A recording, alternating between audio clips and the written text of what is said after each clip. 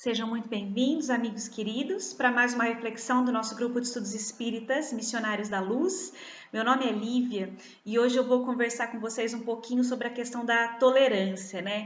Tema tão delicado e difícil pela dificuldade que a gente encontra, né, no nosso dia a dia de exercitá-la, né, no nosso caminhar. E pelas confusões também que às vezes o tema traz, né? Porque muitas vezes, quando a gente fala em tolerância, a gente pensa que seria aceitar tudo, que seria deixar a coisa correr, né? Que seria abraçar a displicência, né?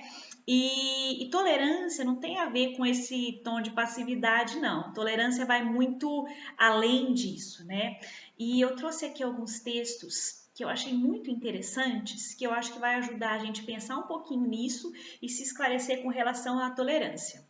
E o primeiro deles que eu queria ler alguns trechinhos aqui para comentar com vocês é um texto que está no livro Opinião Espírita, é uma psicografia do Chico, o espírito é o Emmanuel, o texto chama Tolerância e Coerência. E lá o Emmanuel fala para a gente assim, ó, compreender e desculpar sempre, porque todos necessitamos de compreensão e desculpa nas horas do desacerto, mas observar a coerência para que os diques da tolerância não se esbarrondem corroídos pela displicência sistemática, patrocinando a desordem. Disse Jesus, amai os vossos inimigos. E o Senhor ensinou-nos realmente a amá-los através dos seus próprios exemplos de humildade, sem servilismo e de lealdade sem arrogância.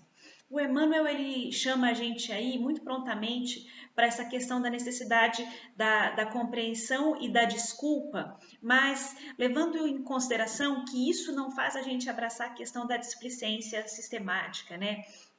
Chamando a atenção para a gente de que a gente muitas vezes não conhece, na maioria das vezes a gente não conhece o todo que envolve uma situação ou uma pessoa, né? A gente não sabe as dificuldades e as propostas daquela pessoa para agir daquela forma, né? E a gente muitas vezes acaba julgando de maneira errada, né? Então ele fala, calma, compreensão. E se a pessoa erra porque quer errar mesmo, a gente tem que trabalhar também essa questão aí do perdão, mas sem o servilismo, né? Sem abraçar a causa errada dessa pessoa, né? Jesus nos ensina muito a diferenciar o pecado do pecador, né? O erro do indivíduo que erra, né? A pessoa, independente do erro dela, por mais grave que seja, é um filho de Deus que tem uma chama divina lá dentro. E pode ser que leve aí séculos e encarnações para que ele possa se livrar disso e evoluir de uma forma melhor, mas onde isso vai acontecer. Então, assim, a pessoa não deve ser combatida, o erro deve ser combatido, né? Então a gente tem que buscar ser exemplo, né? E não disseminar mais ódio ainda em cima daquele ódio já existente, porque o ódio não extingue o ódio, né? O amor extingue o ódio. E ele diz mais, ele diz assim, o Emmanuel, Jesus entendeu a todos, beneficiou a todos, socorreu a todos e esclareceu a todos, demonstrando-nos que a caridade, expressando amor puro, é semelhante ao sol que abraça a todos, mas não transigiu com o mal. Isso quer dizer que fora da caridade não há tolerância e que não há tolerância sem coerência. Então a gente começa a pensar e entender aí que a gente tem que sim buscar ser exemplo, agindo de acordo com aquilo que a gente acredita, né, que a gente professa, sem poréns, né? Tipo assim, eu vou buscar ser bom, mas naquela situação não dá, porque a pessoa tá agindo de forma muito ruim comigo, ou enfim. Não, tipo assim, você tem que ser uma pessoa só, você tem que ser coerente com aquilo que você professa, né? Seja bom. E a gente muitas vezes não consegue ter esse olhar amoroso, dependendo da situação, que pode ser grave às vezes, que tenha chegado até nós, né? E aí a gente tem que pensar muito na questão também do respirar fundo e não reagir na hora da raiva, né? Não inflamar ainda mais aquela fogueira que está acesa e que está consumindo tudo, né? A gente tem que tomar muito cuidado, porque às vezes minutos, segundos impensados de intolerância podem gerar aí séculos de dor e de sofrimento. Mas vamos seguir aí com os textos, né, as reflexões que eu trouxe aqui para vocês, que nos abrem um pouco mais essa questão aí de como agir, como tolerar, como conseguir trazer isso de uma maneira melhor e mais impactante na nossa vida, né? E tem um texto que está no livro chamado Atenção, também psicografia do Chico, pelo Espírito Emmanuel. O texto se chama Tolera Construindo, e lá o Emmanuel fala assim, ó: quanto mais violência no mundo em torno de nós, mais alta a nossa necessidade de tolerância para que se lhe reduzam os impactos destrutivos. Então a coisa tá ruim, o meio em que você está vivendo tá ruim, a gente está vendo isso, né? A violência tá elevada. Aí se acende aí o sinal, né, para a gente ficar mais atento ainda quanto à necessidade de tolerância, que se faz maior ainda, né? Maior a violência, maior a necessidade de tolerância para reduzir os impactos destrutivos dessas coisas ruins que acontecem, né? Quanto puderes, nas áreas de ação que te digam respeito, amplia os teus investimentos de compreensão e paciência na garantia da paz e da segurança onde estejas.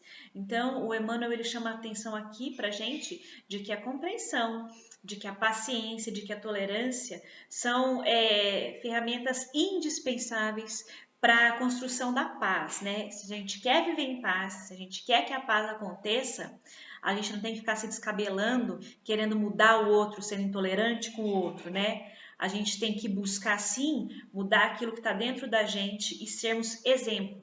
A gente não pode ser conivente com os erros do outro, mas a gente tem que buscar ser um exemplo que contagie os que estão ao nosso redor, buscando o bem, buscando o amor, buscando as boas atitudes, né?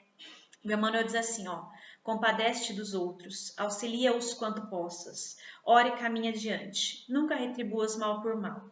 Contribui com a tua parcela de amor para que o ódio desapareça. Se os danos por ti sofridos, nessa ou naquela situação calamitosa, forem de tão grande porte que te inclines para qualquer providência punitiva, esquece o mal e perdoa os agravos mesmo assim, recordando que em toda parte se cumprem espontaneamente os processos da justiça de Deus. Então, assim, Deus sempre está no comando, né? Sempre está no leme de tudo. A gente não está num barco à deriva, embora muitas vezes a gente tenha essa impressão. Não. Deus está no comando de tudo e o tempo é senhor de tudo e de todos. O que não quer dizer que a gente tem que esperar o tempo passar de maneira passiva e esperar o mundo melhorar por si só. Não. Mas como eu consigo melhorar o mundo em que eu vivo? Mudando a minha atitude, me melhorando. A gente não consegue abrir a cabeça de ninguém e enfiar ideias que são nossas, né? Até porque se a gente quiser adaptar o mundo aos nossos pensamentos, né? Se a gente achar que só a gente está certo, a gente vai estar pensando então que o mundo deve se adequar aos nossos caprichos quando isso não é realidade, né?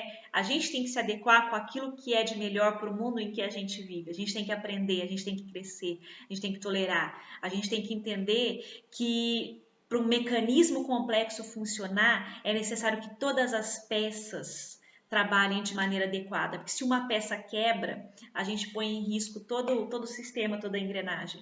E quando a gente começa a agir em desacordo com isso, a peça quebrada somos nós, né?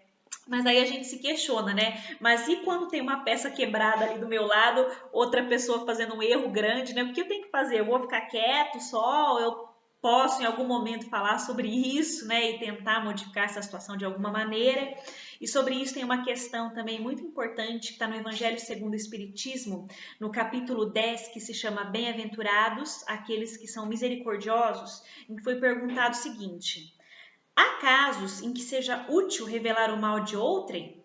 E foi respondido pelo Espírito de São Luís da seguinte maneira: essa questão é muito delicada e é aqui que é preciso apelar para a caridade bem compreendida.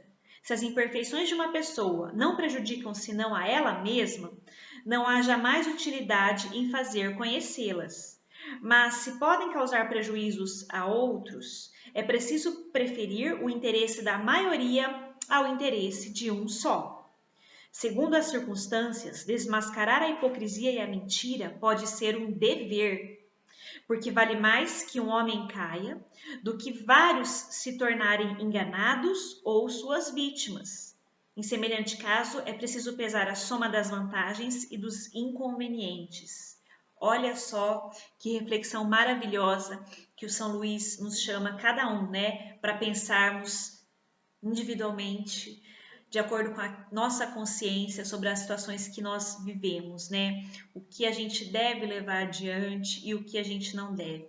E como a gente deve levar adiante, né? Lembrando sempre de que a compreensão, o perdão e o amor são extremamente necessários também, né? E isso não quer dizer que a gente vá deixar a coisa correndo solta sem atuar de uma maneira proativa pelo bem da coletividade, né? E para encerrar essa nossa reflexão, eu queria ler um poema muito bonito do espírito Maria Dolores, psicografia do Chico Xavier, que está no livro Alma e Vida, que se chama Cantiga da Tolerância. Nesse poema, Maria Dolores nos fala o seguinte: quem diz que o verbo se vai, qual sol vazio no vento, não mostra o espírito atento ao que se pensa e se diz. Mormente agora na terra, em transição apressada, a frase rude na estrada invoca a treva infeliz. Anota, às vezes em casa, por simples questão à toa, vem a injúria que atordoa, partindo para a agressão. Duras mágoas do passado, remexidas de repente, parecem bombas da mente de explosão para explosão. O trânsito, em qualquer parte, parece um teste constante, exigindo a cada instante humildade e amor ao bem. Aparece um desafio a prolongar-se num insulto, e o crime que estava oculto arrasa os dias de alguém. Quanto puderes, evita, onde estejas e onde fores, queixas, intrigas, clamores, ante o mal, silêncio à luz. Quem ama serve, eleva e perdoa. Por mais sinta a vida amarga, diminui a luta e a carga que pesam sobre Jesus. Aí fica essa nossa reflexão para que cada um de nós possa concluir qual a melhor maneira de colocarmos a tolerância na nossa vida, no nosso dia a dia, no nosso caminhar. Beijo grande e muito obrigada mais uma vez pela companhia em mais esse vídeo.